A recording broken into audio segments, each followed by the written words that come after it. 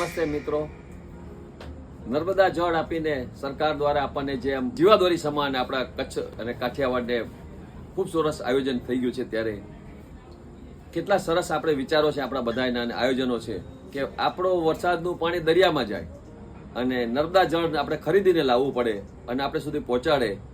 તો આ વ્યવસ્થાનો ભાગ છે ખરો આપણો? કેમ આપણે આપણું વરસાદનું પાણી ન બચાવી શકીએ?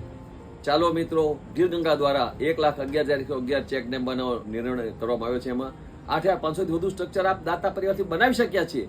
હજી નાના મોટા દાતાઓ જોડાય અને આ ચેક ડેમ બનાવવામાં સહભાગી થાય.